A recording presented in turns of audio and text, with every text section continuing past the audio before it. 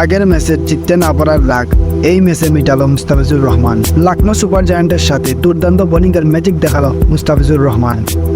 মুস্তাফিজুরের বোলিংয়ের বেলকিতে লখনৌ সুপার জায়ান্টের গুরুত্বপূর্ণ batter KL রাহুলকে আউট করেন মুস্তাফিজুর রহমান। দর্শক, আজ আইপিএলের 39তম ম্যাচ।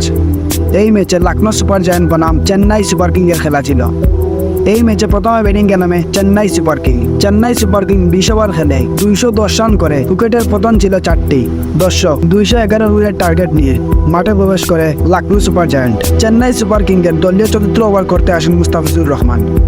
ওভারের প্রথম বলে মুস্তাফিজুর রহমানকে একটি বিশাল চার মারেন কেএল রাহুল। কেএল রাহুল তো জানে না বাঘকে ঘুম থেকে তুলতে নেই। কেএল রাহুল ভুল করে বাঘকে ঘুম থেকে তুলে ফেলেছিল, তাই পরের দুটি বল ব্যাটে লাগাতে পারেননি কেএল রাহুল। চতুর্থ বলে মুস্তাফিজুর রহমান কেএল রাহুলকে আউট করে ফেলেন।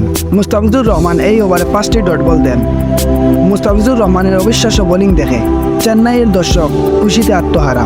দর্শক, মুস্তাফিজুরের এই বোলিং আপনার কাছে কেমন লেগেছে অবশ্যই কমেন্ট বক্সে জানাবেন। আর এই ভিডিওটি ভালো লাগলে লাইক, কমেন্ট, সাবস্ক্রাইব করবেন। আসসালামু আলাইকুম।